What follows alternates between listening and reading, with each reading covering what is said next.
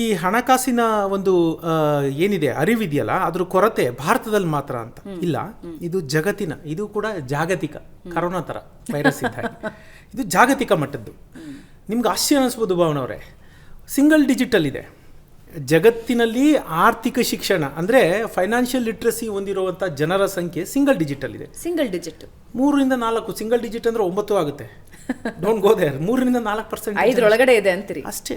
3-4 ಇದೂ ಮುಟ್ಟಲ್ಲ, ಅಷ್ಟೇ ಇರೋದು ಶಿಕ್ಷಣ. ಅಮೆರಿಕ ದೇಶದಲ್ಲಿ ಏನು ಆರ್ಥಿಕತೆ ಅಥವಾ ಆ ಒಂದು ಫೈನಾನ್ಷಿಯಲ್ ಲಿಟ್ರಸಿ ಅಂದರೆ ಏನಂದರೆ, ಸಂಬಳ ಬಂತು, ಬ್ಯಾಂಕಲ್ಲಿ ಅಕೌಂಟ್ ತೆಗೆದೆ, ಅಲ್ಲಿ ಬಂದಿರುತ್ತೆ, ಖರ್ಚಾಯಿತು, ಒಂದಷ್ಟು ಉಳೀತು, ಇದಲ್ಲ. ಈ ಥರದ ಎಲ್ಲ ಜಗತ್ತಿನ ಜನ, ಎಲ್ಲ ಆಫ್ರಿಕಾದ ಯಾವುದೋ ಒಂದು ಖಂಡದಲ್ಲಿ ಒಂದಷ್ಟು ಜನನ ಬಿಟ್ಟರೆ ಜಗತ್ತಿನ 99% ಜನರು ಬದುಕಿದೇ ಆಗೋಗಿದೆ.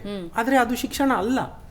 ಅದನ್ನು ಹೇಗೆ ಹಣನ ಗಳಿಸೋದು ಹೇಗೆ, ಉಳಿಸೋದು ಹೇಗೆ, ಮತ್ತು ಅದನ್ನು ವೃದ್ಧಿಸೋದು ಹೇಗೆ ಅನ್ನೋದನ್ನು ತಿಳ್ಕೋಬೇಕು. ಅದು ನಿಜವಾದ ಶಿಕ್ಷಣ. ನಮ್ಮಲ್ಲಿ ಇನ್ನೊಂದು ಬೇಸಿಕ್ ಡಿಫ್ರೆನ್ಸ್ ಗೊತ್ತಿಲ್ಲ. ಉಳಿಕೆ, ಹೂಡಿಕೆ, ಇವೆರಡರ ಮಧ್ಯದ ಡಿಫ್ರೆನ್ಸೇ ಗೊತ್ತಿಲ್ಲ ಜನಕ್ಕೆ.